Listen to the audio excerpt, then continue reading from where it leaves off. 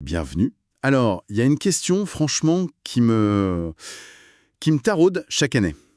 Comment ça se fait que Hanouka, la fête de la lumière, de la pureté, quoi, ça tombe pile en même temps que la lecture de Vaïechev? C'est une des parachiotes les plus sombres de toute la Torah. C'est vrai. On a la vente de Yosef, la trahison, la chute de Yehuda, l'histoire de Tamar. C'est l'obscurité totale face à une lumière éclatante. Quel est le lien? C'est une excellente question. Vraiment. Et la réponse, elle est vertigineuse. Parce que ce n'est pas du tout une coïncidence. Ah non? Non, c'est une véritable architecture spirituelle. En fait, si on suit certains grands maîtres hassidiques, on découvre que l'histoire de Hanouka ne commence pas du tout avec les Maccabim. Ah bon? Elle commence où alors? Elle commence bien avant, sur une montagne, avec un père et son fils. On parle d'Abraham, de l'Akedat Yitzhak. Exactement. C'est là que la mèche a été allumée des millénaires avant que la flamme n'apparaisse. Et pour décrypter ça, on a des sources. Oui, on va s'appuyer principalement sur le Maor Enaim, qui est connu pour justement lire le temps de manière non linéaire, pour trouver ces connexions cachées. D'accord, alors allons-y. Le moment de l'Akedah. Abraham s'apprête à monter sur le mont Moria et il dit à ses serviteurs une phrase qui a l'air simple. « Restez ici. Moi et le jeune homme, nous irons jusque-là. Voilà. Et en hébreu, ce jusque-là, c'est ad ko. » Et on a toujours l'impression qu'il montre le sommet de la montagne, un lieu physique. C'est ça. Mais le Maor Enaim nous dit attention, Ko n'est pas une destination géographique. C'est temporel. C'est une destination temporelle. C'est un code. Et pour le déchiffrer, il faut utiliser la gematria, la valeur numérique des lettres. D'accord. Le mot Kohan en hébreu, c'est 2 lettres. C'est kaf et he. Et ça vaut combien ces lettres? Alors la lettre kaf, c'est 20, la lettre he, c'est 5. Donc 25. 25. 25, un chiffre qui n'est évidemment pas anodin. Ça a une résonance dans le calendrier, ce 25. C'est là que tout s'éclaire. C'est le cœur de la prophétie.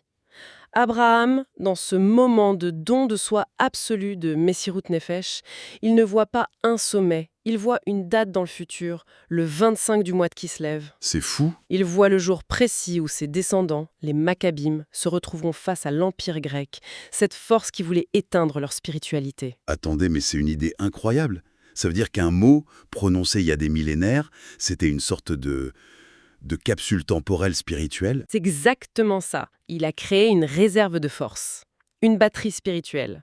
Au moment le plus intense de son épreuve, il a injecté cette énergie dans l'histoire. Pour que ses descendants puissent l'utiliser des siècles plus tard. Voilà. Le miracle de Hanouka, il ne sort pas de nulle part.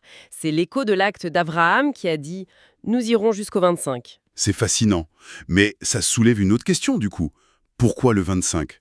Qu'est-ce qui est si spécial dans ce passage du 24 au 25 ? Alors pour ça, il faut se tourner vers une autre source, le Shivelei Pinchas, qui se base sur le Zohar.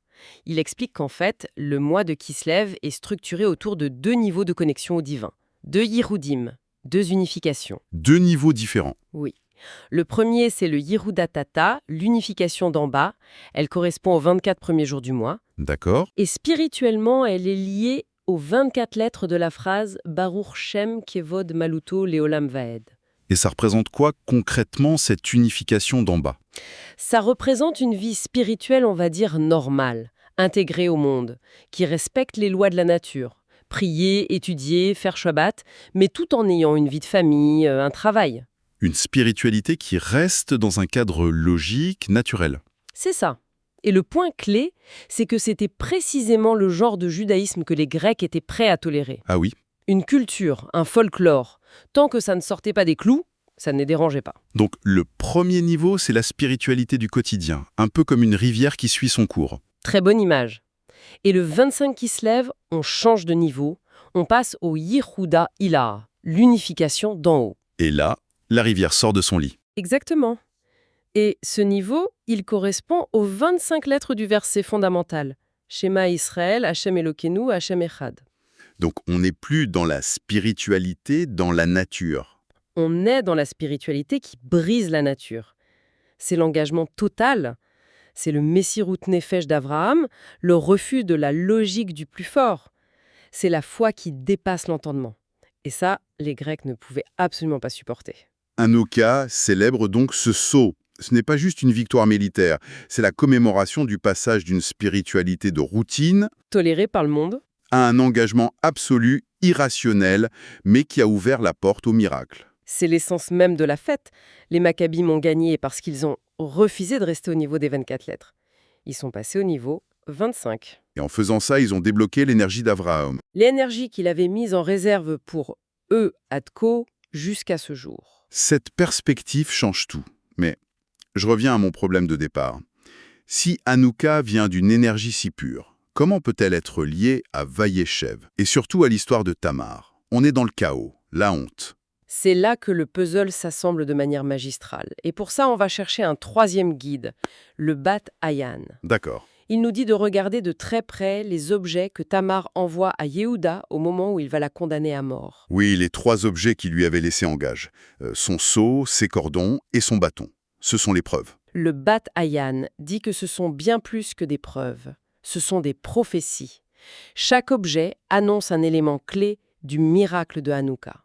Une prophétie cachée dans cet épisode si sordide. Comment? La correspondance est d'une précision incroyable. Regardez. Premièrement, le sceau, en hébreu otémet. Oui, C'est l'annonce du sceau du grand prêtre, le Kohen Gadol, qui sera trouvé intact sur la fiole d'huile pure. d'accord, je vois. Et le deuxième? Les cordons, en hébreu ptilim. C'est l'annonce des mèches, les ptilotes, qui seront allumés sur la ménorah. Ah oui, ptilim, ptilote, c'est la même racine. Et le troisième, le bâton. Le bâton, maté. Ce mot peut aussi désigner un contenant, un réceptacle. C'est l'annonce du vase, le kéli, qui contenait l'huile. C'est une lecture symbolique très, très forte. Mais est-ce qu'on ne pourrait pas juste y voir une coïncidence de mots? Qu'est-ce qui donne son poids à cette interprétation? Ce qui lui donne son poids, c'est la phrase qui suit, la réaction de Yehuda. Quand il voit les objets, il ne dit pas juste « elle a raison », il fait une déclaration publique incroyable. Il dit « Tzatka mimeni ». Elle est plus juste que moi. Oui, et le Bataïn explique que cette scène est une parabole. Yehuda, qui représente Dieu, regarde Tamar, qui représente le peuple juif en exil. De l'extérieur, la situation paraît honteuse, impure, et face à ça, Dieu déclare « Même dans cette obscurité, mon peuple a gardé en lui les preuves de sa pureté. Le sceau, les mèches, le vase, Tzadkin, Mimeni.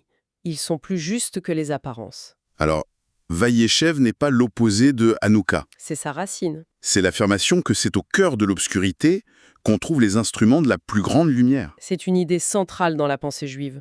La lumière ne vient pas malgré le noir, elle vient du noir. Cette idée est de voir une réalité spirituelle sous une apparence matérielle. Ça me fait penser à une histoire célèbre, celle de Rabbi Levi Yitzhak de Berdichev. Ah oui, l'histoire de la Ménorah, elle illustre ça à la perfection. On raconte qu'un soir de Hanouka, il est resté des heures, immobile, à fixer les petites flammes, en transe. Ses élèves ont dû se demander ce qu'il faisait. Complètement. Finalement, l'un d'eux s'approche et lui demande « Rabbi, que regardez-vous avec une telle intensité ?» Et Rabbi Levi Yitzhak lui répond et on dit que ses yeux brillaient plus que les bougies. « Mon fils, tu crois que je regarde l'huile qui brûle ? Non, je regarde l'or à ganouz, la lumière originelle. » La lumière originelle, celle du premier jour de la création. Celle-là même. Il explique « Dieu a créé une lumière si intense qu'on pouvait voir d'un bout à l'autre de l'univers, mais il l'a cachée pour que le mal ne puisse pas l'utiliser. » Et où est-ce qu'il l'a cachée? Il l'a dissimulée dans la Torah elle-même. Et une fois par an, pendant 8 jours, il lui permet de transparaître à travers les flammes de nos ménorotes. C'est une vision poétique magnifique. Et il conclut avec une phrase qui résume tout. Il dit « Ce soir, je ne chauffe pas mes mains avec ces flammes. Je chauffe mon âme avec la lumière du Mashiach. » Incroyable. Il voyait la rédemption finale dans ces petites bougies. C'est la même vision qu'Abraham sur sa montagne. Regarder un objet simple et y voir une réalité qui traverse les âges. Adko Ake. C'est une conclusion parfaite. Donc si on résume, Hanouka est bien plus qu'une fête historique. C'est la réactivation annuelle de l'énergie d'Abraham. C'est un moment où cette énergie est de nouveau accessible. C'est une invitation à passer de notre routine, les 24 lettres, à cet engagement exceptionnel, les 25 lettres. Et c'est aussi, grâce à Tamar, un message de réconfort. Même quand on se sent dans l'obscurité, dans l'échec, les preuves de notre pureté sont toujours là, en nous. Le seau, les mèches, le vase. Et Dieu nous regarde et dit Tzedaka Mimeni. Il y a en eux une lumière que les ténèbres ne peuvent pas éteindre. C'est très profond. Mais comment le vivre, concrètement? Il y aurait une leçon pratique à en tirer? Oui, une pratique très simple. Pendant Hanouka, après l'allumage, au lieu de retourner tout de suite à nos occupations, s'accorder juste 5 minutes. 5 minutes. 5 minutes.